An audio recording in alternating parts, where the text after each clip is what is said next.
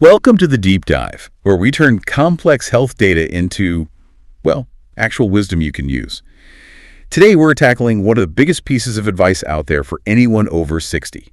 Just go for a walk. Right. The old standby. Exactly. And we're diving into a stack of new studies that suggest 5 very specific exercises might just blow that advice out of the water. We're talking about a shortcut to better strength, better balance, and more independence. And what's so incredible is how the data really challenges that conventional wisdom head on. We're really focusing this on a huge 2024 study from the University of Copenhagen. They tracked over 8,000 adults, all 60 and over, for 5 years. Okay, so a massive sample size. Huge. And they split them into groups walkers and targeted strength trainers. The results for the strength group were, honestly, they were astounding. Give us the big numbers. What did they actually find? Okay, so the strength trainer saw a 73% drop in the risk of falling. 73%. That's the number one threat to independence in this age group, and they just slashed it. And on top of that, their functional strength shot up by almost 90%. 90%. That's not maintenance. That's turning back the clock. It is.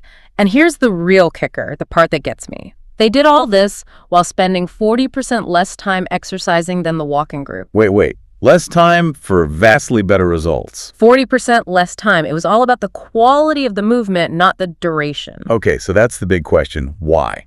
What's the secret ingredient in these exercises that a long walk just doesn't have? It all comes down to how our cells talk to each other. The key term here is mechanotransduction. It sounds complicated, but... Right, that's the cellular reboot idea. It is. It's basically telling your cells to act younger. These specific moves create an intense, focused mechanical load. It's a type of effort that, a gentle walk just can't generate. So, mechanotransduction.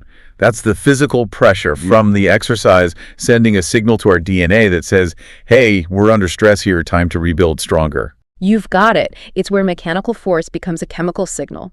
Walking is great, don't get me wrong, but it doesn't send a loud enough signal to, say, reverse bone loss or rebuild muscle fiber at that kind of accelerated rate. That completely reframes the goal then. We're not just moving, we're sending a very specific message to our bodies. Precisely. Okay, let's get into the moves. We're going to count them down from 5 to 1.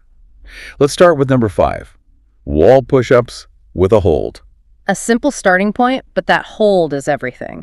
That's where you maximize the signal we were just talking about. So why the upper body first? Most people think falls, they think legs. What are we fighting here? We're fighting sarcopenia. That's the age-related muscle loss, and it really kicks in after 60. You lose about 3% a year if you're not actively working against it. And upper body strength is... It's for daily life. Carrying groceries, sure, but more importantly, it's for self-support.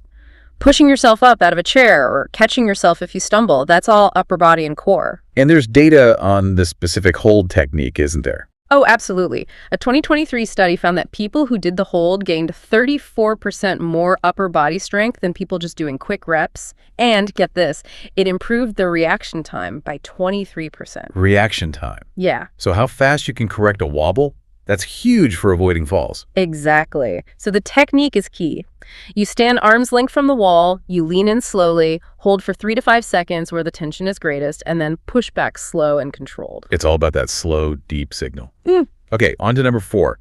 Seated leg lifts with resistance. Right, and don't let the seated part fool you. This one targets the engines of your walking stride. I have to ask, though, if the goal is to walk better, why are we sitting down? Wouldn't it be better to just walk more? You'd think so, but your walking speed is often limited by how strong your hip flexors and core stabilizers are, and for most of us, they're pretty weak. This move isolates them. A 2024 study showed this one exercise boosted walking speed by 28%, but even more critically, it improved the ability to climb stairs by 45%.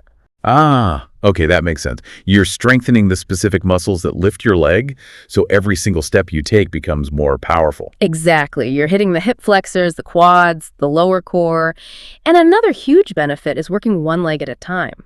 We all have a dominant side, right? Sure. Over decades, that creates muscle imbalances. This kind of unilateral work helps correct those little things that can throw off your gait. So for the technique, you're sitting up straight, back against the chair, lift one leg straight out, hold it for a couple of seconds, and you can add ankle weights to progress. That's the one. It's all about that focused tension. All right, let's move on. Number 3, Standing heel raises with a balance challenge. This one sounds so simple, but the research linking calf strength to long-term independence it's staggering. Yeah, I remember reading that strong calves can lower the chance of needing assisted living by something like 70%. That's a huge return for a simple calf raise. What's the connection? There are a few things. First is balance, obviously. Strong calves are your anchors. Second is the power you need to step off a curb quickly. But the third one is the most fascinating.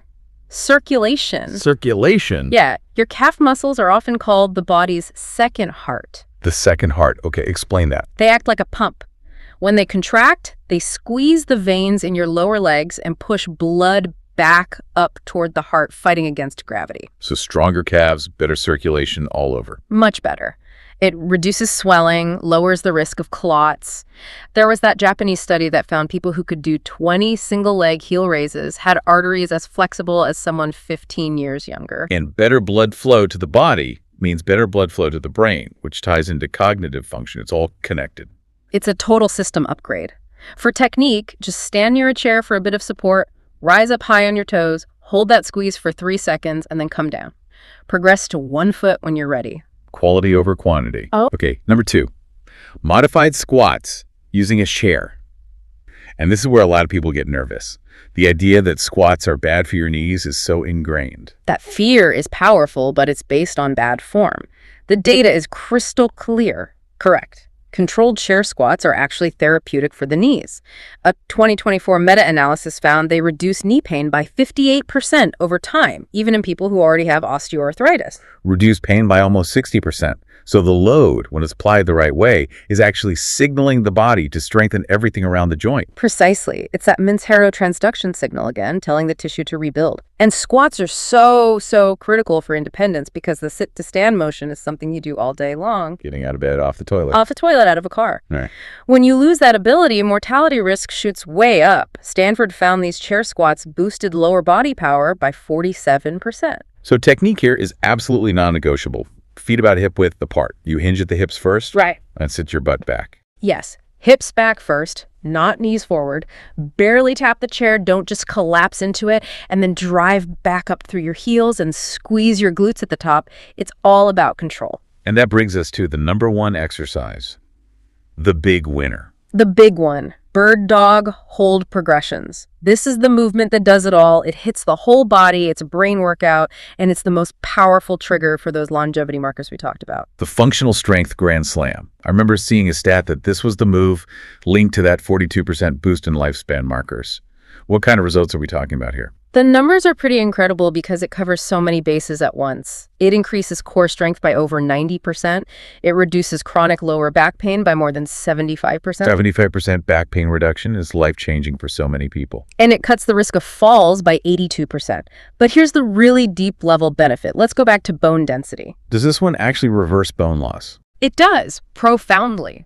Because you're on all fours, stabilizing your spine and your core while your limbs are moving, it creates the perfect mechanical load to stimulate new bone growth in the hips and spine. The 2 most critical spots for fractures. Exactly. This is where that signal to rebuild is the strongest. But it's not just a physical move, it's a brain workout. How so?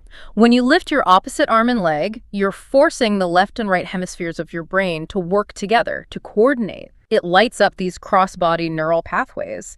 This has been shown to boost memory and processing speed. So for the setup, you're on your hands and knees, back flat, you lift the opposite arm and leg, and you really focus on keeping your hips level and spine straight. Yes, and to progress, you can hold it longer, add little pulses at the top, or for a real challenge, try closing your eyes for just a second. That would definitely test your balance. The bird dog is really the pinnacle of efficiency. Maximum challenge, maximum benefit in a very short amount of time. So bringing this all together for you listening, we started this deep dive by questioning if just walking more was enough. And the data says no. The beauty of these 5 moves is just how efficient they are. All 5 done together take, maybe 20 to 25 minutes? About that. 3 or 4 times a week. It's less time than most people spend walking for radically better outcomes. And those outcomes are about your quality of life. We're talking about the strength to carry your own groceries, to play with your grandkids, to climb stairs without a second thought. It's proactive insurance for your independence. Exactly. We started with that incredible data. a 90% increase in strength. So we want to leave you with a provocative thought, one that comes right out of this research.